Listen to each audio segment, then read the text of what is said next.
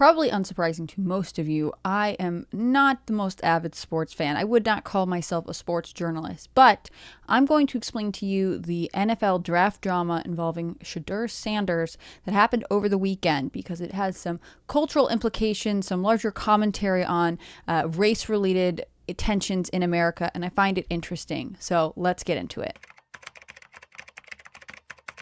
So the NFL draft took place this weekend, April 25th and 26th. It was held at Lambeau Field in Green Bay, Wisconsin, and it's a big deal for football fans, right? You have all of these college football players who've been training their whole lives, and those who are eligible for the draft declare, and then they hopefully train and get a deal with a professional team, and they get to go on and try out to make the team. Just because you're drafted doesn't guarantee you a spot, but obviously it seems more likely that you're going to make it over, free agents or other players. There are 7 rounds in the draft, and the very first pick in the very first round goes to the team with the worst record, from what I understand. Happy to be corrected by anyone who's better at sports in the comment section here. But it starts with the team with the worst record from the last season. They get their first pick. Every team, they're in descending order, or ascending order, I should say, gets to make a pick, and then they go on the second round. And this goes over and over again. And I think ultimately something like almost 200 guys are drafted. Behind the scenes, there's lots of negotiations between coaches and players. There's a whole preparation. They train, they do interviews, and they meet with the teams beforehand before we get to draft day. Obviously, high stakes for the players, for their families. College athletes have already put in years and years of work to make it the collegiate level. It's a lot of sacrificing from families to then push forward to the professional level. Again, like I said, it's not a guarantee. This year's draft was plagued by some drama because the quarterback that everybody thought, or at least a lot of professionals thought would be one of the first 5 people drafted, did not get drafted until the 5th round. I'm, of course, talking about Shedeur Sanders. Shedeur Sanders plays at Colorado. His father's a coach there. His father is Deion Sanders, who's obviously a celebrated athlete. He played both professional baseball and professional football, and he's kind of known for being flashy. He has a big personality, and this seems to have been translated down to his sons. Shedeur, by a lot of standards, was ranked as the number 1 pick for the draft. Now, he is a quarterback, and that kind of plays into some of the fallout later. But Shedeur did not get drafted first. He did not get drafted second. He did not get drafted third. He got drafted 144th by the Cleveland Browns. And a lot of people, especially during the first 12, 24 hours during day 1, were very shocked by this. Obviously, any kind of sports ranking upsets catches a lot of people's attention.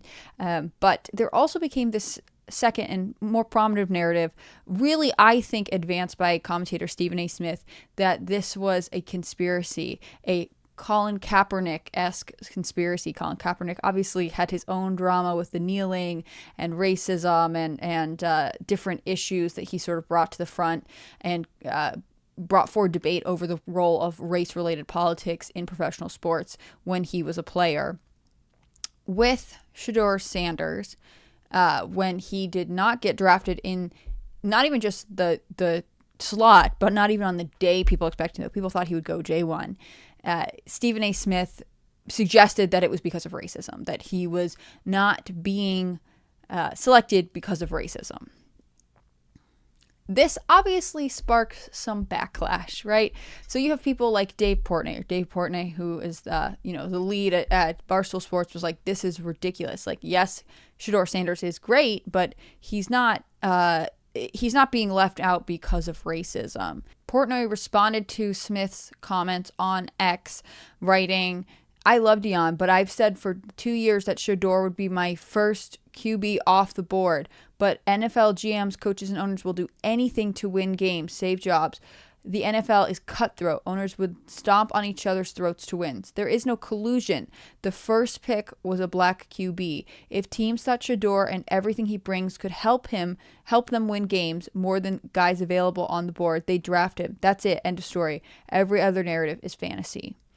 The thing to know about Shedeur Sanders is that he is known for being flashy. His jersey was retired at college. He's, by all accounts, very talented. He also opted not to go to the green room that the NFL hosts at its draft location. He had his own branded party set up. He had a wall of all of the hats. I mean, he already makes a ton of money off of his licensing agreements and as a collegiate football player.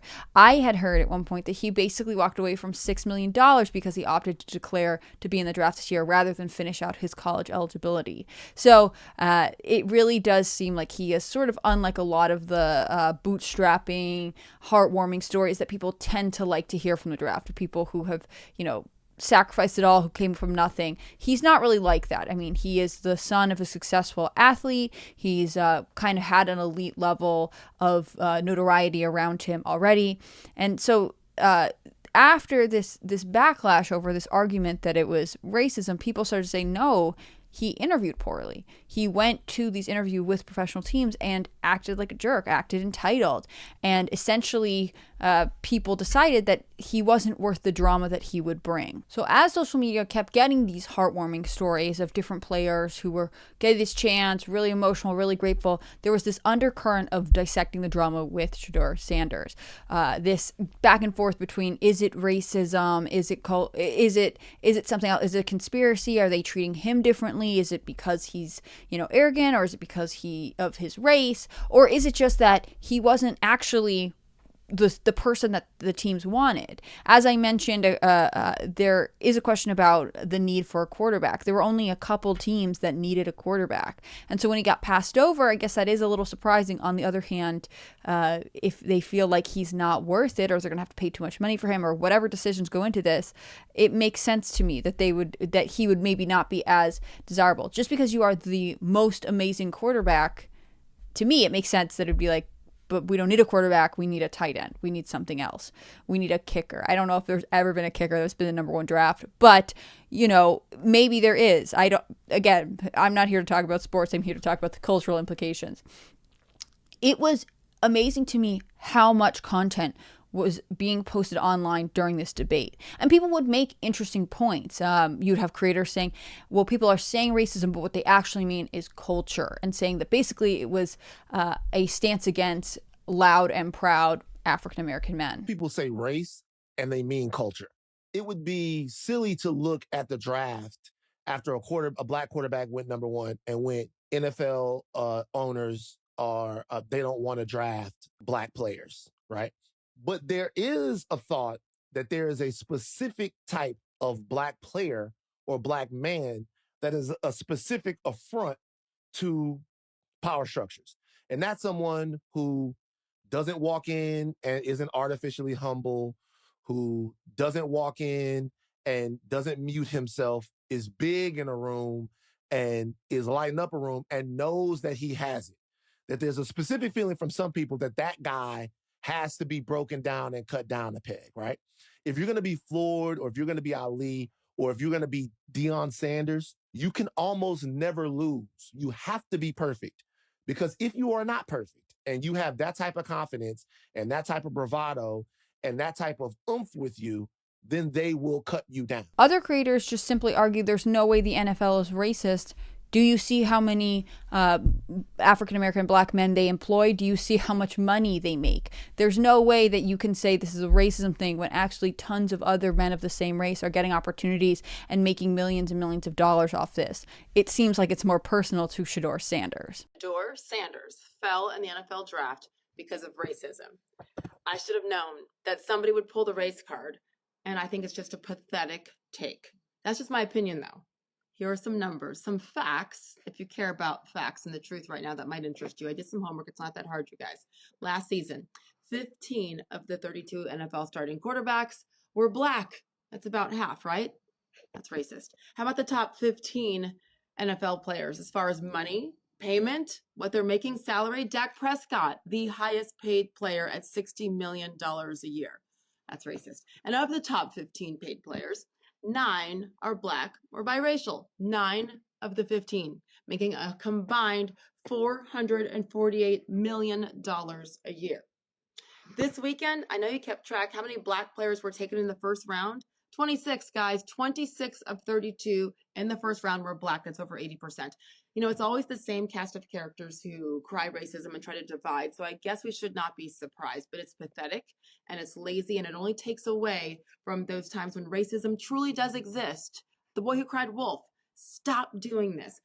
the speculation is going to continue. We'll hear more and more from scouts, et cetera, as far as why it took till pick 144 for Shedeur's name to be called. But please just stop with the race baiting. It seems like rather than being a systemic issue with racism or conspiracy, it seems more likely that this is a personality issue.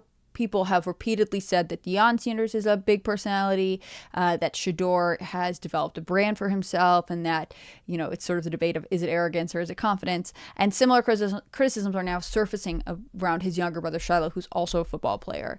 There's a video that I saw online, I'll play for you, where players on this team are being asked, what would you get from a gas station? And Shiloh's response is making people in the comments unhappy. You're hungry and you go to a gas station, get a snack, what are you going to get? I got a Cyber Beast. I'm not going to no gas station. Those Nerds clusters for sure, and a lemonade. I'm going to get a Gatorade. I'm going to get some purple bag Doritos, sweet chili spicy, I think it's called, and I'll probably get a banana. So you can see in the comments, people are saying, why does he annoy me so much? I get it, you're wealthy. Like, it just seems like he is distancing himself from the masses. And maybe that's fine. I mean, maybe he doesn't have to act like he is not as privileged as he is. It doesn't win you fans, but you're allowed to act however you want. Ultimately, I think the default this is racism thing is sort of ridiculous. I think Stephen A. Smith might have known that he was going to ruffle feathers and get some attention for this. I also wonder what his personal relationship is like with the Sanders family, where he feels like he needs to come out of the gate to protect them. I don't know. But largely, it's hard to argue that the NFL is racism. I know they make this argument on occasion with the NHL, with the National Hockey League, because it's a predominantly white sport. But that's not true for the National Football League. And I don't think any other, black player who was drafted feels that way. It seems like it's particular to this one case, which makes the claim seem pretty thin. Anyways, that's my take on the NFL draft. I have obviously seen clips from draft videos before, but I paid way more attention to this one because of the essentially cultural drama that went with it. Let me know what you guys think of it. If you can follow me on X, same handle, Hannah Claire B. I'll be back with the quartercast over on Rumble probably in the next couple weeks. And I'm so appreciative of all your support. Let me know what else you want me to talk about this week. Have a good day.